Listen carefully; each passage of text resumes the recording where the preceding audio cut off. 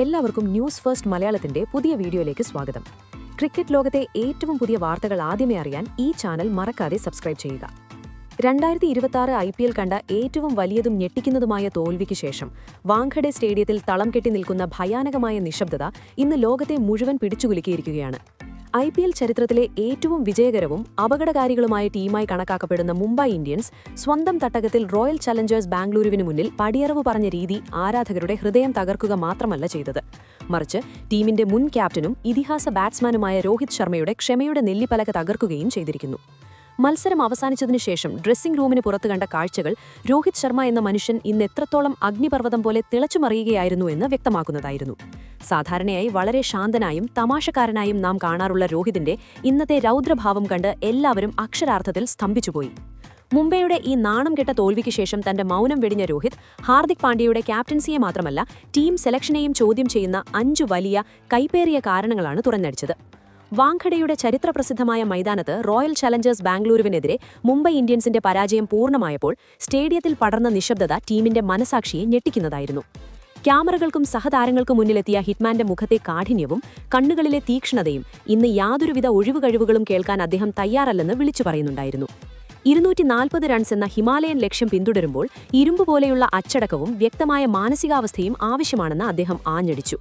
എന്നാൽ ഈ അടിസ്ഥാനപരമായ 2 കാര്യങ്ങളിലും ടീം പരാജയപ്പെട്ടു. ആദ്യത്തെയും പ്രധാനപ്പെട്ടതുമായ കാരണമായി അദ്ദേഹം ബോളിംഗ് നിരയെ കടന്നാക്രമിച്ചു. പന്ത് അതിവേഗം ബാറ്റിലേക്ക് വരുന്ന ചെറിയ ബൗണ്ടറികളുള്ള വാങ്കഡയിലെ ഫ്ളാറ്റ് പിച്ചിൽ നമ്മുടെ ബോളർമാർ ചെയ്തത് തന്ത്രപരമായ ആത്മഹത്യയാണെന്ന് അദ്ദേഹം വിശേഷിപ്പിച്ചു. ഫിൽ സോൾട്ടിനെയും വിരാട് കോഹ്ലിയെയും പോലുള്ള ലോകോത്തര താരങ്ങൾക്ക് അവരുടെ ഇഷ്ടാനുസരണം ഷോട്ടുകൾ കളിക്കാൻ പാകത്തിൽ ഷോർട്ട് പിച്ച് വൈഡ് പന്തുകൾ എറിഞ്ഞുകൊടുത്തത് T20 ക്രിക്കറ്റിൽ കൊടും പാതകമാണ്. ബോളർമാർക്ക് ഒരു ബാക്കപ്പ് പ്ലാനോ തന്ത്രമോ ഉണ്ടായിരുന്നില്ലെന്നും പവർ പ്ലേയിലെ ആദ്യ 6 ഓവറിൽ തന്നെ 62 റൺസ് വിട്ടുകൊടുത്തത് തോൽവിയുടെ ആദ്യത്തെ വലിയ കാരണമായെന്നും അദ്ദേഹം പറഞ്ഞു.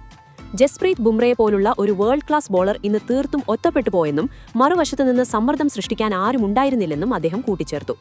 ഇതിന് തൊട്ടുപിന്നാലെ രോഹിത് ചൂണ്ടിക്കാണിച്ച രണ്ടാമത്തെ കൈപ്പേറിയ സത്യം ടീമിന്റെ അച്ചടക്കമില്ലായ്മയും ഫീൽഡിംഗിലെ പിഴവുകളുമാണ്. അതിതീവ്രമായ മത്സരങ്ങളിൽ നമ്മൾ കൈവിട്ട ക്യാച്ചുകളും ബൗണ്ടറി ലൈനിലെ അലസമായ ഫീൽഡിംഗും മുംബൈ ഇന്ത്യൻസിനെ പോലുള്ള ഒരു പ്രമുഖ ടീമിന് ഒരിക്കലും അംഗീകരിക്കാനാവില്ലെന്ന് അദ്ദേഹം രോഷത്തോടെ പറഞ്ഞു. മുംബൈയുടെ അടയാളമായിരുന്ന ആ പഴയ പോരാട്ട വീര്യവും സ്പാർക്കും ഇന്ന് മൈതാനത്ത് കണ്ടില്ലെന്നും കളിക്കാർ വളരെ പ്രതിരോധത്തിലായും ഭയപ്പാടോടെയുമാണ് കാണപ്പെട്ടതെന്നും അദ്ദേഹം വേദനയോടെ സ്മരിച്ചു. മധ്യനിരയുടെ കൂട്ടായ പരാജയമാണ് മൂന്നാമത്തെ നിർണായക കാരണമായി അദ്ദേഹം ചൂണ്ടിക്കാണിച്ചത്. 241 റൺസ് പിന്തുടരുമ്പോൾ വിക്കറ്റുകൾ കൈവശമുള്ളപ്പോൾ മത്സരം അവസാനം വരെ കൊണ്ടുപോകേണ്ടത് സീനിയർ താരങ്ങളുടെ ഉത്തരവാദിത്തമാണ്. എന്നാൽ സൂര്യകുമാർ യാദവിനെയും തിലക് വർമ്മയെയും പോലുള്ള സെറ്റായ ബാറ്റ്സ്മാൻമാർ വ്യക്തിഗത നേട്ടങ്ങൾക്കായുള്ള ശ്രമത്തിൽ തെറ്റായ സമയത്ത് വിക്കറ്റ് വലിച്ചെറിഞ്ഞത് തോൽവിയുടെ ആകം കൂട്ടി. T20 ക്രിക്കറ്റ് എന്നത് വെറും പവർ ഹിറ്റിംഗ് മാത്രമല്ല, വിവേകവും സാഹചര്യങ്ങളെക്കുറിച്ചുള്ള ബോധവും കൂടിയാണെന്നും അതിൽ ടീം വട്ടപൂജ്യമായിരുന്നുവെന്നും അദ്ദേഹം തുറന്നടിച്ചു. ഏറ്റവും സ്ഫോടകമായ 4ാമത്തെ കാരണം മൈതാനത്തെടുത്ത ക്യാപ്റ്റൻസി തീരുമാനങ്ങളെക്കുറിച്ചായിരുന്നു. ഹാർദിക് പാണ്ഡ്യയുടെ പേര് നേരിട്ട് പരാമർശിച്ചില്ലെങ്കിലും നിലവിലെ നേതൃത്വത്തിനോടുള്ള രോഹിതിന്റെ കടുത്ത വിയോജിപ്പ് ഏരോ വാക്കിലും പ്രതിഫലിച്ചിരുന്നു. ബോളിംഗിൽ വരുത്തിയ മാറ്റങ്ങളും പ്രത്യേകിച്ചും സ്പിന്നർമാരെ ആക്രമണത്തിന് നിയോഗിച്ച സമയവും ക്രിക്കറ്റിന്റെ സാമാന്യ ബോധത്തിന് അപ്പുറമായിരുന്നു എന്ന് അദ്ദേഹം വിലയിരുത്തി. ഫിൽ സോൾട്ടും വിരാട് കോഹ്ലിയും ആധിപത്യം സ്ഥാപിച്ചപ്പോൾ സ്ലിപ്പ് ഫീൽഡർമാരെ നിർത്തി ബാറ്റ്സ്മാൻമാരിൽ ഭയം സൃഷ്ടിക്കുന്നതിന് പകരം വെറും പ്രതിരോധ ഫീൽഡിംഗ് വെച്ച് റൺസ് തടയാനുള്ള വിഫല ശ്രമമാണ് നായകൻ നടത്തിയത്. ഒരു ക്യാപ്റ്റൻ മുന്നിൽ നിന്ന് നയിക്കേണ്ടവനാണെന്നും നേതൃത്വത്തിന്റെ തന്ത്രങ്ങൾ പാളുമ്പോൾ കളിക്കാർ ആശയക്കുഴപ്പത്തിലാകുമെന്നും അദ്ദേഹം ഓർമ്മിപ്പിച്ചു. തുടർന്ന് വളരെ വികാരാധീനനായി പറഞ്ഞ 5ാമത്തെ കാരണം ടീമിനുള്ളിലെ മാനസിക കരുത്തിന്റെയും ഐക്യത്തിന്റെയും അഭാവമാണ്. മുംബൈ ഇന്ത്യൻസ് എനിക്കും ഈ നഗരത്തിനും 11 കളിക്കാരുടെ ടീമല്ലെന്നും മറിച്ച് ഞങ്ങൾ രക്തവും വിയർപ്പും നൽകി വളർത്തിയെടുത്ത ഒരു കുടുംബമാണെന്നും, എന്നാൽ ഇന്ന് ആ കുടുംബത്തെ തനിക്ക് മൈതാനത്ത് കണ്ടില്ലെന്നും രോഹിത് ഇടറുന്ന ശബ്ദത്തിൽ പറഞ്ഞു. കളിക്കാർ ഓരോരുത്തരും ഓരോ വഴിക്ക് സഞ്ചരിക്കുന്ന കാഴ്ചയാണ് കണ്ടത്. മുംബൈയെ 5 തവണ ചാമ്പ്യന്മാരാക്കിയ ആ വിജയദാഹം ഇന്ന് ടീമിൽ പൂർണ്ണമായും അപ്രത്യക്ഷമായിരിക്കുന്നുവെന്നും അദ്ദേഹം സങ്കടത്തോടെ വ്യക്തമാക്കി. തന്റെ വാക്കുകൾ അവസാനിപ്പിക്കുമ്പോൾ രോഹിത് നൽകിയത് ഒരു കടുത്ത മുന്നറിയിപ്പാണ്. ഈ ടൂർണമെന്റിൽ നമ്മുടെ സൽപ്പേര് സംരക്ഷിക്കാനും ആദ്യം 4ൽ ഇടം നേടാനും ആഗ്രഹിക്കുന്നുവെങ്കിൽ സമയം കളയാതെ ഈ 5 വലിയ തെറ്റുകൾ തിരുത്തണം. ഈ ഉൾപോരുകളിൽ തന്നെ കുടുങ്ങിക്കിടക്കുകയാണെങ്കിൽ മുംബൈ ഇന്ത്യൻസ് ചരിത്രത്തിലെ ഏറ്റവും മോശവും നാണം കെട്ട സീസണായി മാറുമെന്നതിൽ സംശയമില്ല.